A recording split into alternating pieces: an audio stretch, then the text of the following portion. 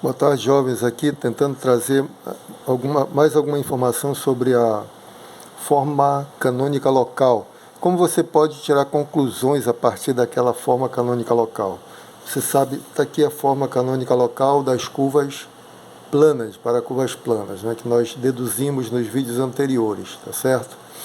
Então, uma coisa que se pode concluir é a seguinte: pela forma canônica local de alfa em S0, temos que existe um delta tal que, se S está no intervalinho S0 menos delta, S0 mais delta menos S0, ou seja, estiver ali próximo de S0, diferente de S0, né? O que a gente quer saber o que acontece ali numa vizinhança de S0.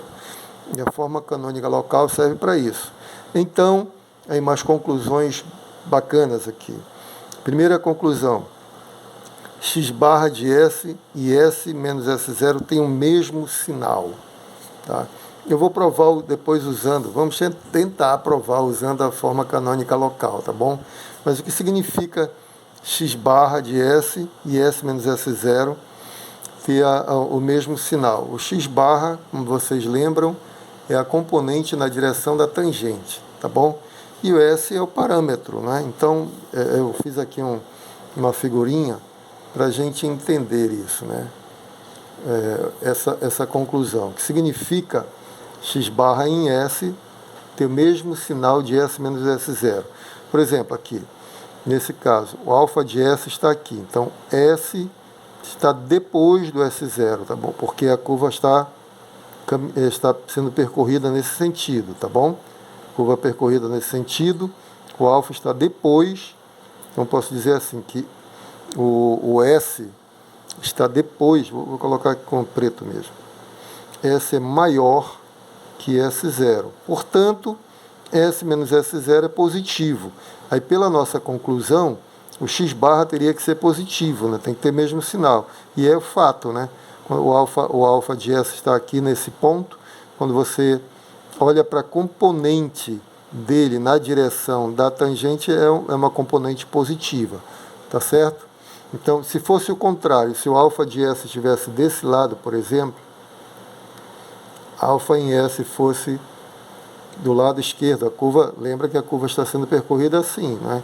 Então, aqui o S seria menor que o S0, né? Então, S menor que S0.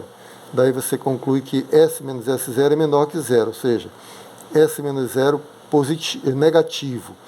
S menos 0 negativo me diz, por aquela conclusão, que o x barra, a componente do vetor tangente, a componente de alfa S na direção do vetor tangente tem que ser negativo, né? Pela nossa conclusão. Então, quando você projeta aqui, você encontra o x barra em S, que nesse caso é negativo, né? Tangente está para esse lado, então a componente é negativa, porque ela está te dando uma componente para o lado oposto à tangente. Então, perfeita aquela conclusão, né? E, bom, no outro acontece a mesma coisa, né? Alfa S para a direita, né? S maior que S0, x barra positivo. Do lado esquerdo, S menor que S0, o x barra negativo, do lado oposto ao vetor tangente. A outra conclusão interessante é essa segunda conclusão aqui, que diz que a componente na direção do vetor normal tem mesmo sinal da curvatura, né? Está dizendo aqui que se a curvatura for positiva, essa componente é positiva. Se a curvatura naquele ponto for negativa, a componente lá na forma canônica do vetor normal é negativa. Então vamos ver na figura o que significa isso. Aqui, veja bem, você tem uma curvatura positiva, né? Curvatura positiva, está aqui o alfa S. Então a projeção do alfa S, em qualquer ponto que seja, na verdade, né, vai ser sempre positivo, né? Vai ser sempre positiva, ou seja, a curva ela se curva, né? Ela curva na direção do vetor normal. Esse é o significado prático, né? Assim como significado prático de x barra ser positivo quando S maior que S0 é que, ó, se você está andando para cá, S0 para S, a tangente vai andar para cá. Então a tangente sempre está no mesmo sentido, né? Se você tiver S menor que S0, então a coisa está andando para cá, a tangente está andando para cá. Está sempre no mesmo sentido, ó, do vetor tangente, entre aspas, né? Que a curva anda para cá, o vetor tangente sai para cá, não poderia sair para o outro lado. Esse é o sentido prático, assim, geométrico da coisa, né? Assim como a curvatura tem o mesmo sinal da componente do vetor normal, significa que a curva está se curvando para o lado da normal, né? Agora, se a curvatura for negativa, o que acontece? A componente do vetor normal é negativa, ou seja, está aqui o αS, alfa de S, a componente está para baixo, é o oposto do vetor normal. Se tiver em qualquer ponto da curva, a componente do vetor normal vai ser negativa, vai estar do outro lado, tá certo? Vai estar desse lado aqui. Então isso significa que a curva está curvando no outro sentido. Então a curvatura negativa significa isso, que a curva se curva no sentido oposto ao vetor normal. Curvatura positiva, ela se curva no mesmo sentido para onde aponta o vetor, no sentido para o qual aponta o vetor normal, tá bom? Esse é o significado. Agora a gente vai fazer conta para ver que isso é verdade, né? Primeiro, que a componente do vetor tangente tem mesmo sinal de S menos S0. Como é que a gente faz isso? Isso é muito simples. Usando ali a forma canônica local, né? Então você tem aqui, deixa eu copiar a forma canônica local. Precisa, né? Vocês já decoraram. Forma canônica local, alfa em S é igual a alfa em S0 mais a componente na direção da tangente mais a componente na direção da normal mais não, só isso, né? Só isso. Porque aquele resto está incorporado aqui, né? É isso aqui, nossa forma canônica local. Bom, primeira coisa que a gente tem que ver, tem que demonstrar. X barra em S e S menos S0 tem mesmo sinal.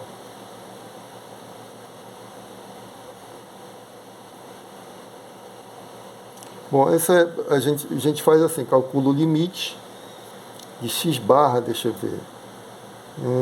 Quem é o x barra? Tá. Limite do x barra sobre S menos S0. Quando S tende a S0. Ora, isso vai ser o limite. O x barra, só para lembrar, é essa coisa aqui, né? X barra, S menos S0, K, S0 ao quadrado, mais esse cara, mais aquele restinho, né? Então, eu estou dividindo tudo aqui por S menos S0, tá? Então, deixa eu fazer a separação logo. Quando eu divido aqui S menos S0 vai dar 1. Então, vai ficar limite de 1 quando S tende a S0, tá bom? Aí, menos, aí esse camarada aqui, estou dividindo por S menos S0, vai dar KS0 ao quadrado, menos o limite de K, S0 ao quadrado, quando S tende a S0. Esse aqui eu estou dividindo por S menos S0, fica S menos S0 ao quadrado, sobre 3 fatorial, e ainda tem mais um pedacinho, mais o limite do RT em S, quando S tende a S0. Bom, aqui vai dar 1, né? Aqui dá 1. Aqui vai dar, quando S tende a S0, S menos S, esse aqui é fixo, né? Esse aqui é fixo. esse vai para zero, então tudo aqui vai para zero. Então, você ficou com 1 mais esse camarada. Só que esse camarada aqui, eu vou multiplicar e dividir por S menos S0 ao cubo. S menos S0 ao cubo. Por quê? Porque eu sei que o limite do RS sobre S menos S0 ao cubo, quando S tende a S0, é zero. Então, as suas componentes, o limite das suas componentes também é zero. Quando o vetor se aproxima do vetor nulo, as componentes se aproximam de zero.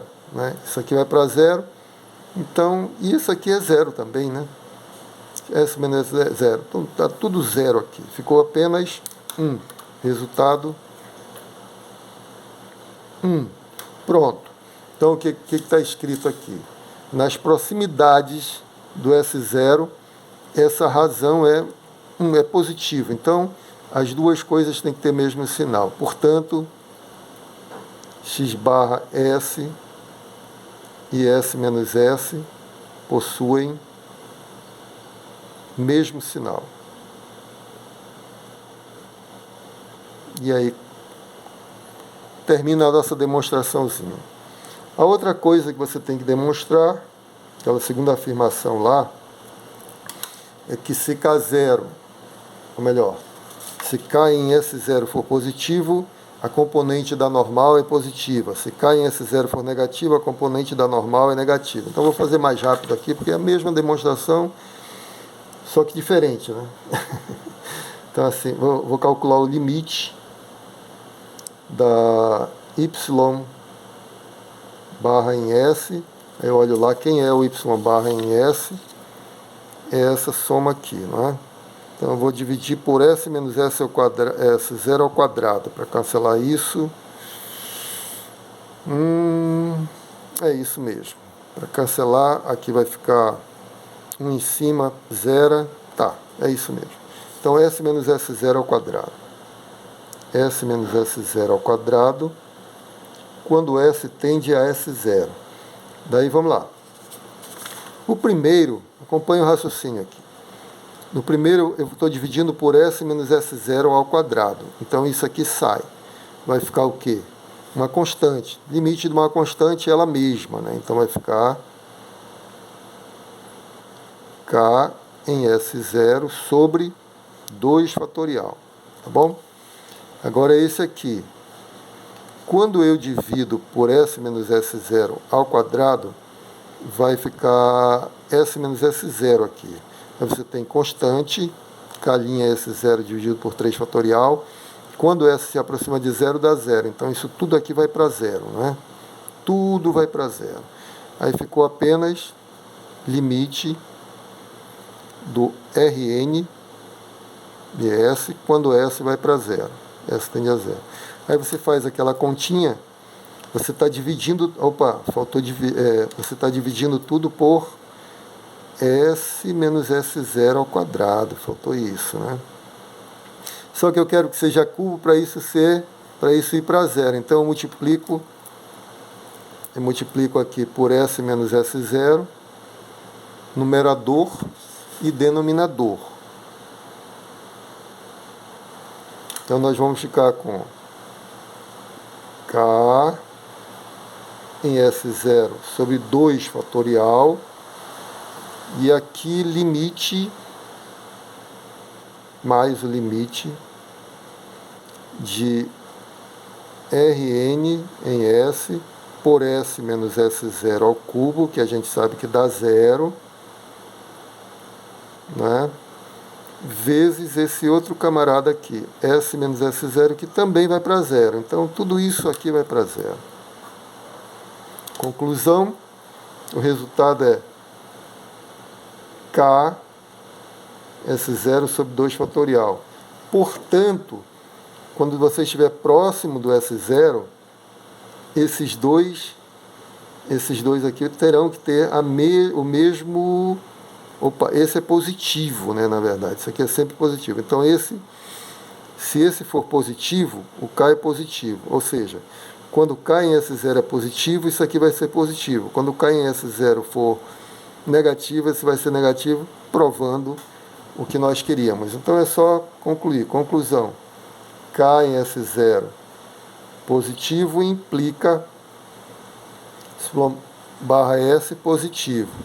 E K em S0 negativo implica Y barra S negativo. E era o que nós queríamos demonstrar, tá bom? Ok, espero que tenham entendido. Fiquem com Deus, já passei do tempo. Vamos voltar no próximo para fazer um exercício muito legal. Um grande abraço, fiquem com Deus.